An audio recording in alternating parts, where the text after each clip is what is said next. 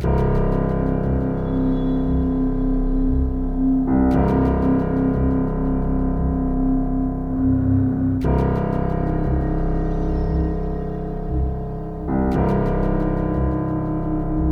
this video, I'm going to be talking about boundary stones and these sacred pillars in the Bible. They're very, very important, and there's lots of revelation in it. And I'm going to be talking about the pagan pillars and boundary stones, and we're going to go into the deeper meaning behind all that, okay? And we're talking about Lot's wife, why Lot's wife was turned into a pillar, the deeper meaning behind it, and how all this information is used today, okay? Because God doesn't talk about things that you don't see right in front of you. He talks about things you can understand. So in the Bible, it talks about pillars a lot, okay? And we're going to be going over all of the deeper meaning behind these pillars. So, a couple of good examples of people setting up pillars, okay? So there was the crossing of the Red Sea, and later Solomon put up a pillar, okay? That was to remember the event. It was to remember that they crossed over, right? And then during the River Jordan, they crossed over the River Jordan, and the Israelites set up a stone pillar to remember that they crossed over, all right? It's to remember, it's their memorials, to remember an event. And there's one more time that I can think of. There's a bunch of different ones, though. When Jacob had that dream about his ladder, when he woke up from his dream, he made a pillar to remember the event that he had a vision of this Jacob's ladder of the angels going up and down. Okay, yes, usually at first glance these Bible passages are dualistic. Okay, they have a good meaning and a warning too. They're a blessing and warning. Okay, so yes, these are to remember a good event, but they're also to remember something else. And a really good example of that is Lot's wife was turned into a pillar, right? And what's the first word Jesus says about Lot's wife? Remember. It's not just talking about her, it's talking about her pillar, right? And this is more of a warning version of to remember, all right? It's so funny because these pillars represent remembering, and Jesus is directly referring to her pillar, not just her, okay? Remember. They're pillars to remember. That's why God says, remember Lot's wife, okay? Remember her pillar. But it was not a good thing, right? Okay, now we're really going to get into this. These pillars represent so many different things. But, okay, so you have to really think and connect the dots here, okay? So there was a pillar set up after the crossing of the Red Sea, right? And there was a pillar at the River Jordan, and there was Lot's wife's pillar, right? Those are 3 pillars. But you have to remember that these pillars, here's a really good example. You see these pillars, these memorials, when a whole bunch of people die, right? Like, these are pillars. You see these pillars at grave sites. You see these pillars at mass grave sites, right? They're to remember that somebody died there, or even a big group of people died there, okay?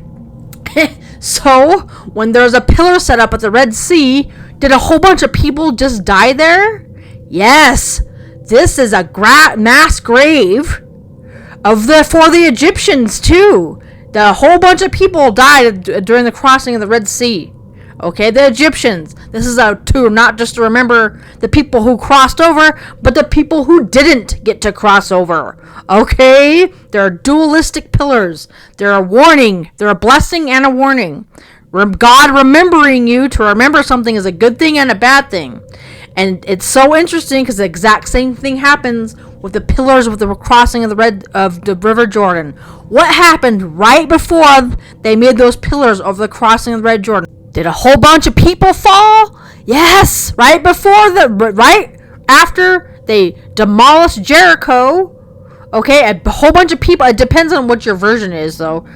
Some people think they were all killed. Okay, the whole city fell down. Okay, which means that a whole bunch of people died. Did a whole bunch of people die? Yes. Okay, these are not just pillars to remember a good thing. They're to remember the event right before the bad thing. Okay, these are mass grave pillars to remember the bad thing, to remember the people who got left behind. Okay, here's a perfect example is Sodom and Gomorrah. Okay, so God set up a pillar. The pillar was a person, though, which I'm going to use. God set up a pillar. Okay, it was Lot's wife. Did something really bad happen? Yes. Did a whole bunch of people just die? Yes. Okay, these are mass grave memorials. Okay, they're mass grave memorials to remember the people who decided to burn, who decided to get lost in the abyss, who decided to get left behind. Okay, they're to remember the good people, but to remember the bad people too. Okay, remember the people, the many more people who got left behind. Okay, they chose not to cross over with Jesus. Okay. Also, I want to bring up the more negative versions to these monuments and pillars. Okay, God uses them to explain many things, good and bad. I'm doing a bad version for right now. Okay, so there's many people in the Bible who built pillars. They built monuments for themselves. Okay, the most obvious one is Nimrod in the Tower of Babel. It says he wanted to be very famous. This will make me very famous. I'm gonna build this big tall pillar for myself, right? And that happens in other stories in the Bible.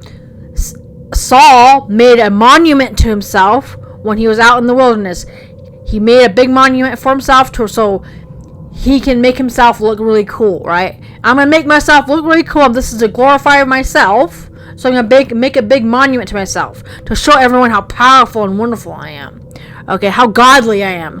In his mind, God was real proud of Saul, but he wasn't, right? In his mind, he was doing a good job for God, but he wasn't. He was glorifying himself. Also, Absalom did the same thing. If you don't know who Absalom is, he's the evil son of King David. Okay, he was evil. He made a pillar for himself. He made a monument for himself, so he can be glorified. He glorified himself. It reminds me of these tyrants who make big pillars of themselves to make themselves look really cool and awesome. Okay, or these big Mary statues. God is going to be so proud of me that I put up this big Mary statue. Okay, no. Okay, you think God is? These are God's pillars. They're Absalom pillars. They're the Nimrod pillars. They're Saul's pillars. Okay, you think these are glorifying God and yourself? God sees you digging your own grave. Okay, these are your gravestones. These are not glorifying God and yourself. These are gravestones. These are your grave markers. This is proof that you're going to the grave. Okay, these are things that are bringing you down, not closer to God. This is why in the Bible there's a theme about you removing the stones of death. You taking away your death stone. Okay, these are talking about these idols that people worship because you think you're glorifying God. You're actually disappointing Him. Okay, these are not glorifying God. They are your stumbling blocks. They are bringing you down, not up.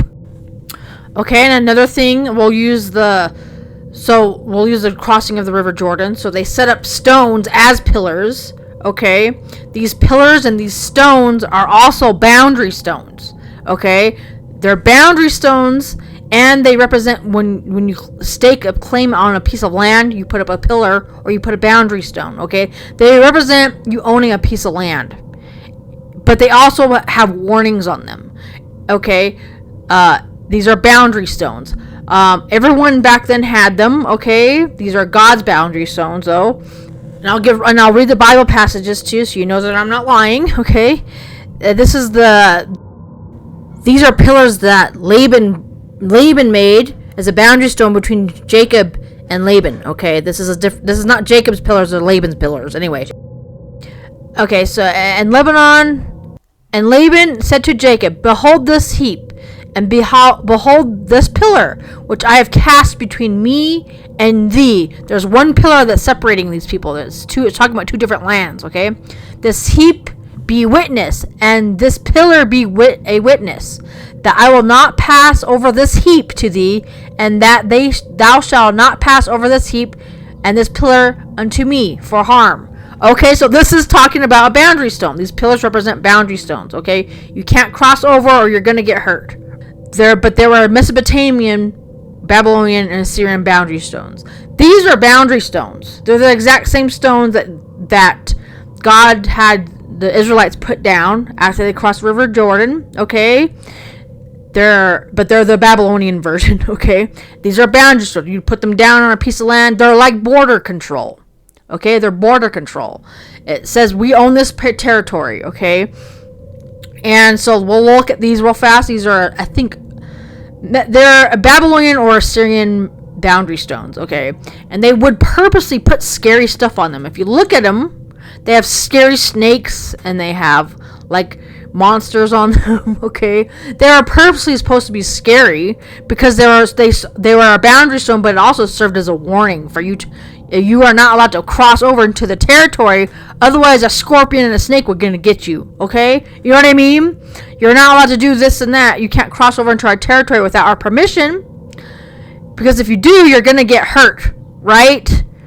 Alright? That's why they put scary stuff on their boundary stones. It's the exact same thing we do today. You might see a sign that says danger, warning, and you'll see like a skull on there. Okay, it's purposely supposed to scare you a little bit to warn you. Okay, you're not supposed to cross over without God's permission or their permission. Otherwise, you're gonna get punished, right? But God uses people as these boundary stones, a good version and a bad version, okay? These pillars represent people too. It's not just about literal pillars, okay? That's why Lot's wife represents a human being, okay? Her pillar, okay? She's a person, right? All right. You remember what she did, and you remember what happened to the people in Sodom and Gomorrah.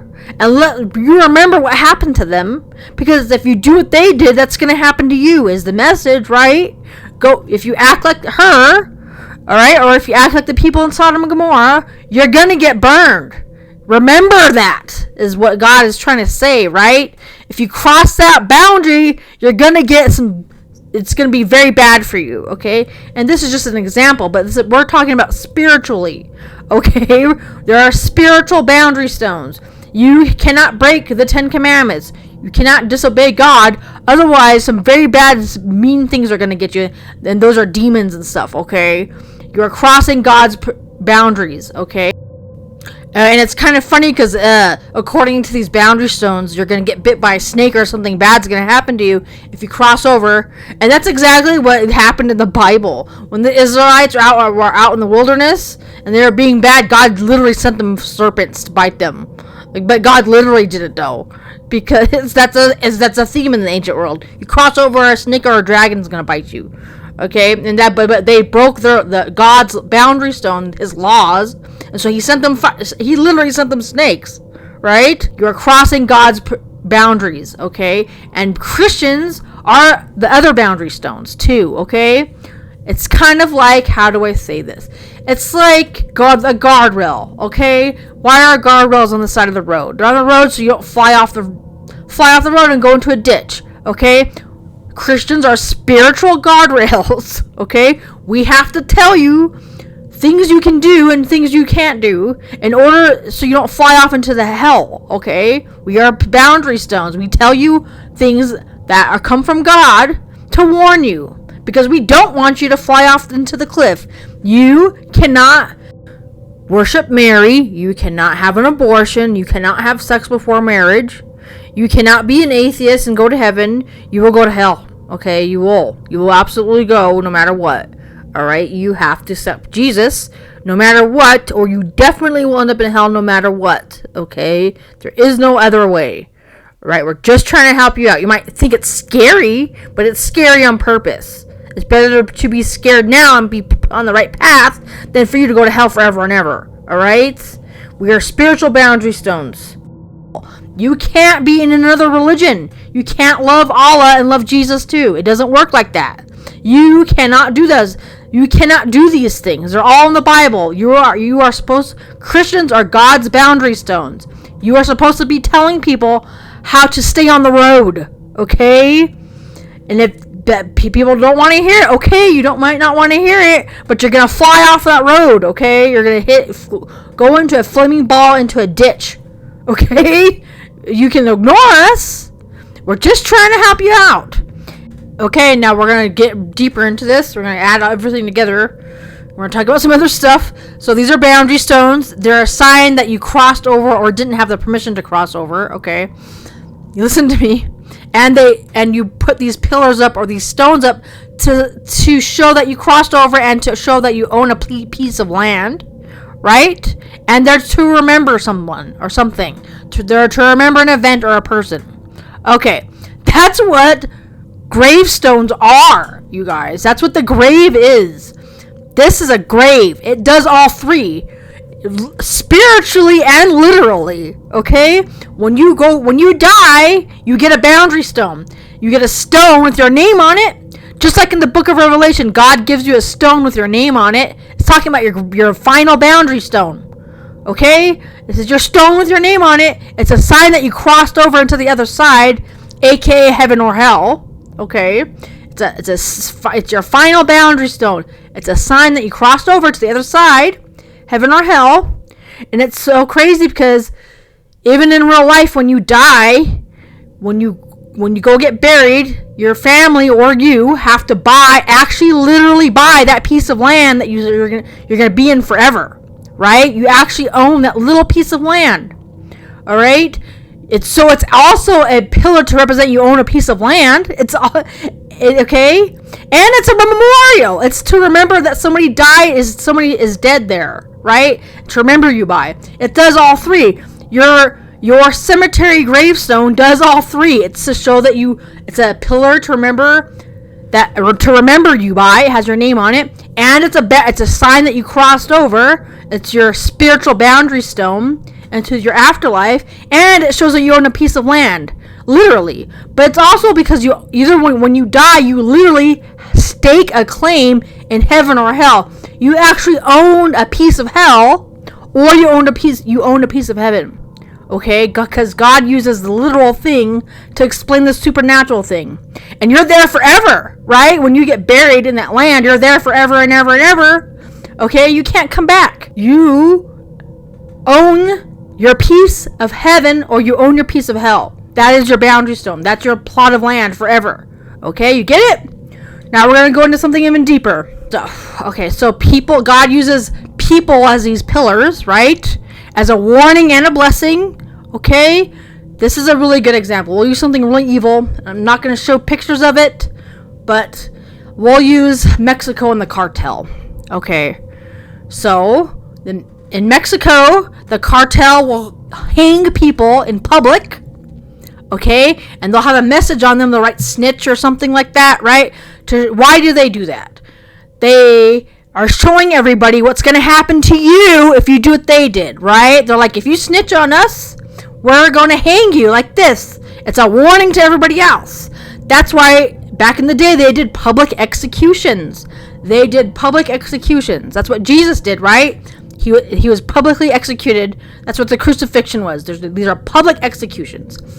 And why did they have public executions? It was a warning to everyone else not to do what they did, not to be a criminal, right?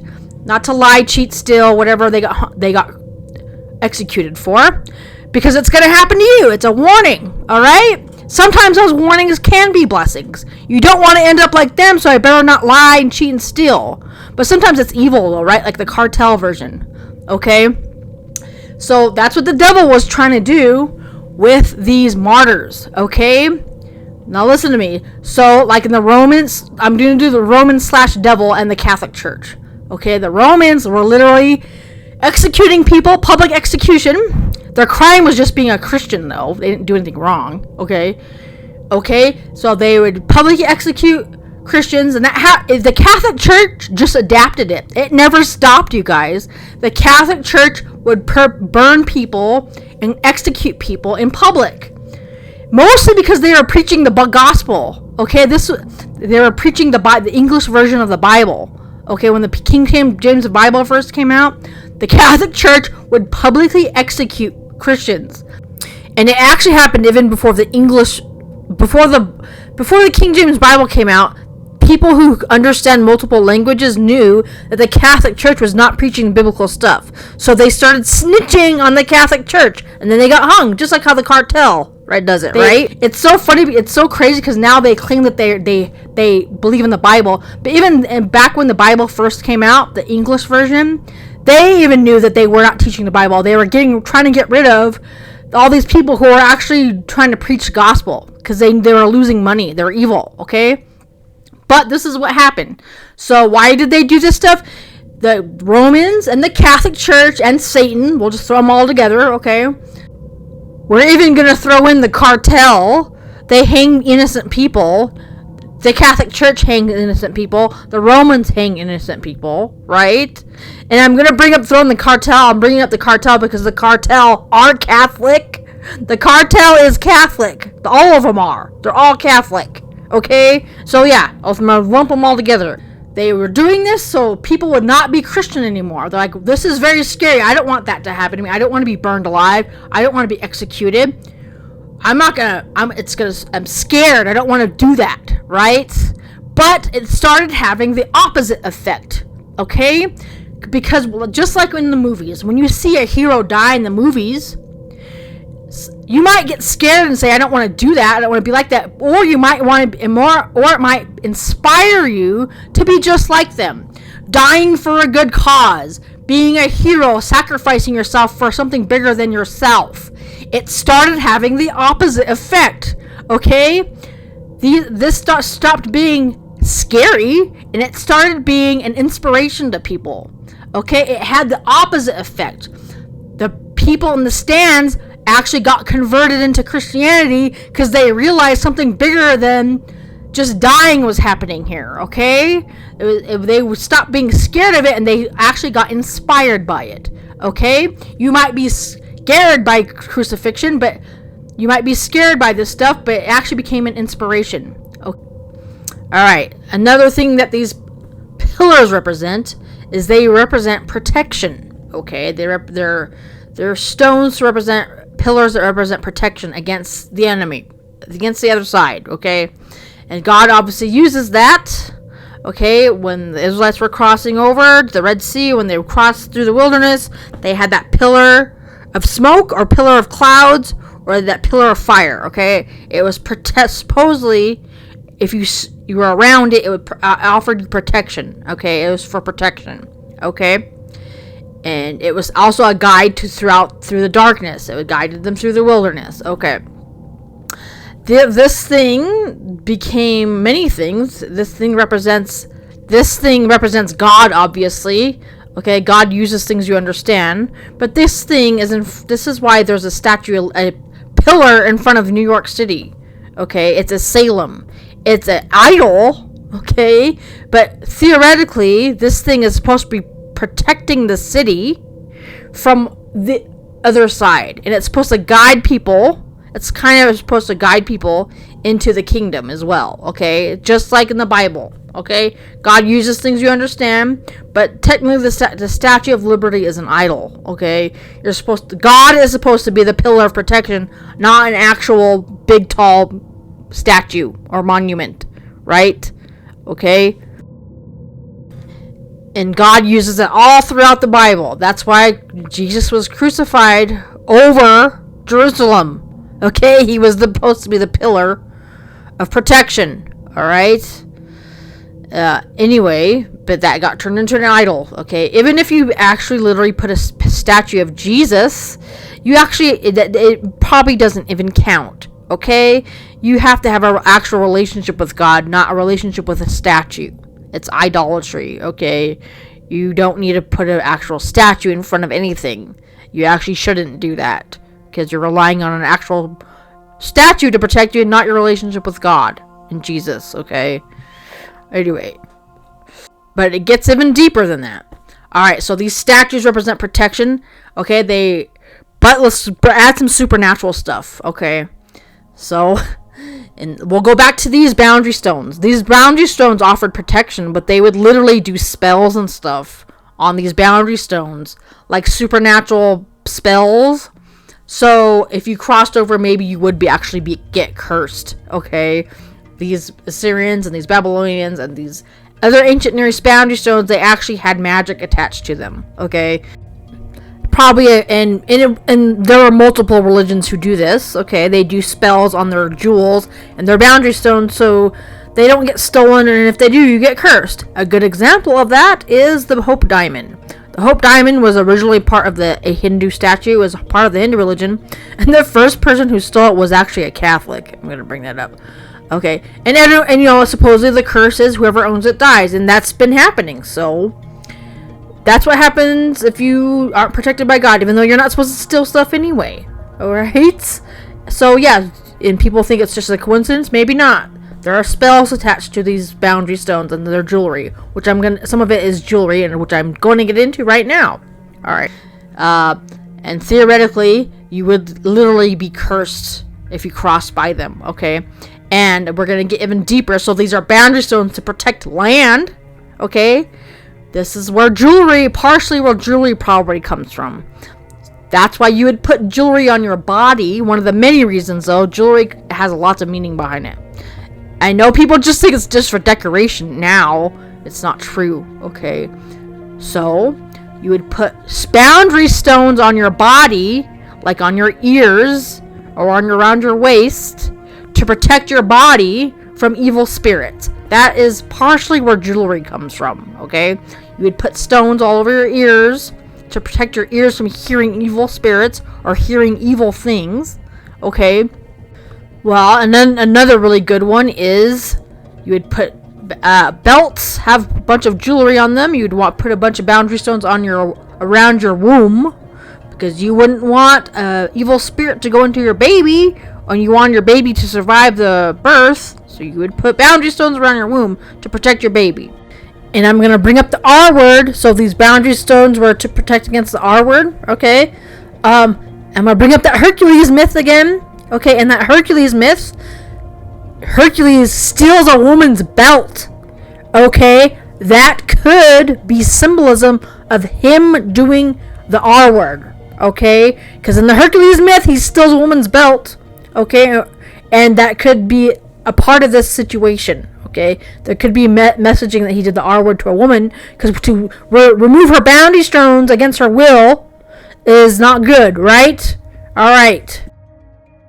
A really, really important boundary stone is the wedding ring. Okay?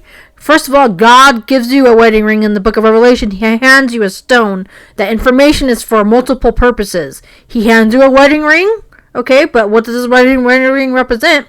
Technically, that left finger, is a blood vein that connects to your heart. So, which I'll bring up in a minute, that ring protects your heart, because that ring finger is directly, the blood vessels are directly connected to your heart. So you're still protecting your heart, okay? But it's a boundary stone. Someone has staked claim on this person's heart. When you see someone wearing a wedding ring, you know it's a symbol that you're not supposed to cross a line, right? You're not supposed to hit on that person or try to take that person away from their husband, all right? Or you're going to get cursed, okay? You're going to get Hope Diamond. God is going to do it, though, okay? All right? Probably the most important boundary stone that anyone had was a crown, though. Those stones around your head, they represented a boundary stone, a protection against evil spirits. Okay? And I'm not kidding you. They used to really do that, though. These people would literally do spells on their crowns and on the jewels on the crowns for evil spirits. Okay? God does use a little bit of that. Okay? You have to believe in Jesus. Believing in Jesus already protects you from evil spirits. Okay?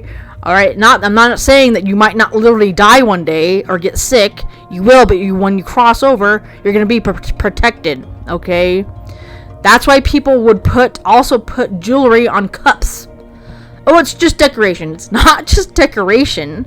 They would put jewelry on cups, theoretically, so other people wouldn't poison them, okay? While my cup is protected by a god or a spirit, so if you try to poison me, it's not going to work, okay? That's why people started putting jewelry and stones on cups. They were boundary stones they were supernaturally supposed to protect you from being poisoned and stuff like that. And not to mention, the crown one is really important. I'm going to bring up the crown one again. So, back in the day, they used to think that evil spirits attached to your head and your hair. Okay, and there's some truth to that, because evil spirits can take over your mind. Okay, and so they would really use the crown as a symbolism to protect you against evil spirits from attaching to your hair and head. And all of that is in the Bible. There are so many Bible passages that talk about covering your head, and it's talking about your hair. Okay, and they would put crowns or a shawl over your head to protect your head from evil spirits. They would use crowns. That's where crowns partially come from, and the covering that covers your head. That's the veil when you get married too. All right. But what you have to realize, that God uses things that everyone understands. He doesn't talk about random nonsense. As I just showed you the Bible passages, that God says the same thing about the hair and head. But everyone thought that, okay? Everyone had that concept back then. But God directs the information to Jesus. Jesus is the covering of your body. He covers your body. You don't have to put actual stones on your head or actually literally cover your head. You have to anoint yourself with the blood of Christ, and He's the one that protects you. Especially when you die, which is really important. Alright? Okay? The crown. That crown one is really, really, really important. Alright? There's lots of symbolism behind that. And most importantly, when you died, you had to get buried with all of your jewels. You had to get buried with all of your boundary stones so you could cross over properly. And all of that is in the Bible. Okay, and this is obvious an evil version, because you can go all the way into hell, right? You can cross over all the way into hell. Okay, these people think they're going to heaven, but they're not. Okay, for example, Jezebel, right before she knew she was about to die, she put on her crown, and she put on her makeup, and she put on her jewelry, because she knows she was going to need all that stuff to cross over into heaven, no hell. Okay, God will still use the bad version, alright? Okay, but the thing is, God does use that a little bit. That's why the Israelites had stones all over them. Okay, but the thing is, you don't literally need to put actual stones on your body when you live or die to protect your relationship with Jesus Christ. You already have the boundary stones on you. You don't really need to put literal stones on you when you die. You can cross over. You can just have a relationship with Jesus Christ, and you can properly cross over. Alright? And so many different religions use that. It's in most religions, okay? Even the Native Americans use that. According to the Native Americans, you have to have turquoise on you so you can cross over correctly, okay? But God is offering that stuff to you just with your relationship with Jesus Christ. Please don't rely on an actual stone for you to pass over correctly, alright? So yeah, I talked about boundary stones, I talked about these pillars. And alright, now we're going to talk about the breastplates, which is really important. Alright, and it's probably even more important than the head version. You obviously don't want Satan to enter your head and your mind. But worse than that, it'd be if Satan entered your heart. Okay? That's why God puts a breastplate over His people. Okay? Because you do want a boundary stones over your chest, so evil spirits don't take over your heart. Alright? So God, He gives you stones. In the book of Revelation, God hands you stones, okay? Alright? And these things, you should naturally be not wanting to do some of this stuff. But if you love porn and you love violent movies and bloody things, that means Satan has entered into your heart because you do not have those boundary stones up from the Holy Spirit. Okay?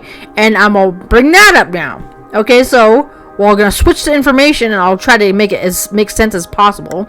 So these people all had breastplates, okay? Everyone back then had breastplates, not just the Israelites, which is actually really important. I've been saying that. People would put stones over their body to protect them from spirits, okay? But the problem is, these people have boundary stones up, and the people today have boundary stones up for the Holy Spirit. They have put up a wall of protection against the Holy Spirit. Okay? And you're going to have to remove those boundary stones and put up God's boundary stones. Okay? People have blocked the Holy Spirit, and they put up walls against Jesus. Okay? Just like all these ancient people had breastplates, everyone now has these breastplates. It doesn't matter if they're literally wearing stones or not. Okay? They have a wall up against God and Jesus. Okay, and you have to break those boundaries for them. They have to do it themselves, though. Okay, you can guide them to good Jesus, but they have to accept Christ themselves. Okay. And I'm gonna bring one more thing. Okay. God uses this information to explain a bunch of different things. Okay. So in the Bible, God hands you a stone with your name on it. Alright. And if you've been paying attention to my videos, you know I'm going to link that stone to the same glowing stone that Noah had since the beginning of the Bible. It's the same stone, okay? It's not a new information. It's all the same information, okay? God uses all the stuff together. It's the same stone that's on Noah's Ark. It's not a different stone. All this information is connected, and they all relate to each other, all right?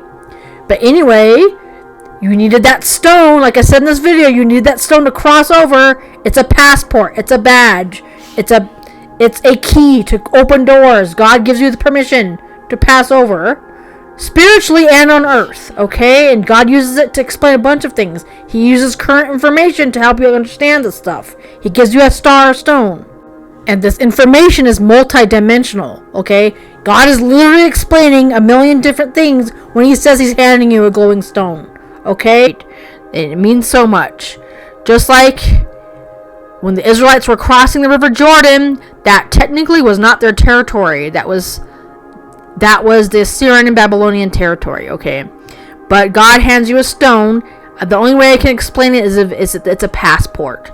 Okay? You have a passport. Alright? Or it reminds me of a police officer. When you're a police officer, you're given a badge with your name on it or a stone with your name on it, and you're allowed to go to other places that people aren't allowed to go. Okay? I believe Christians are allowed to do that. We have the authority to tell you what to do and what not to do from God. Okay? We have like a police badge. We have a passport. We are allowed to talk about things and direct people in the right direction. Okay? We are allowed to, I believe that you, as a Christian, if you have a really good relationship with God, you should study other religions, okay? God gives you authority and the covering to study other religions to help people, okay? The problem is everyone studies other religions, but they're not covered by the Holy Spirit, so they're getting influenced by these other religions in a very negative way, okay? Because you're not protected by God. You don't have the authority by God to tell anyone anything, to direct anyone with anything. So you're actually just directing everyone to hell and yourself. Okay? Christians have a police badge to go study other things. Okay? Because you know you're not going to be transfixed by these other religions. Well, maybe Allah is the way, or Shiva, or Catholic God, whatever. Okay? I know for sure that those are not good, but I study them on purpose because God has given me a badge to cross over there to teach these people stuff. And I learn stuff from their own religion to help them. Okay? Alright. So God gives you Christians a passport. That's exactly what was happening in the River Jordan. He gave them stones to cross over. Okay? He gave them a passport. So you got to use that passport to study other religions and study other things and let the Gentiles in. Because not only are you going to understand the Bible better, if you study other stuff, you're going to understand their stuff better. The Bible can help you understand their stuff, and their stuff can help you understand the Bible. Okay, that is why God is constantly telling you to let the Gentiles in. You have to let other information in, not just traditional Hebrew stuff. Alright? In the video, okay? So these boundary stones, these pillars, they represent people. Okay? Okay, and Jesus is the boundary stone. He is the one who says you can cross over. He is the one that gives you permission. Okay, he is the pillar. He is the boundary stone. That's why he says you have to come to him through him to go to the Father. Okay, he is the boundary stone that you have to worry about. Not Mary, not science and technology Nimrod. Okay, not the Kaaba stone, no one else. These are fake boundary stones. These are boundary stones that are just leading you to hell. You have a passport to go to hell now. Good job. Bad, right? Alright. Anyway, so please think about this stuff, guys, and thank you.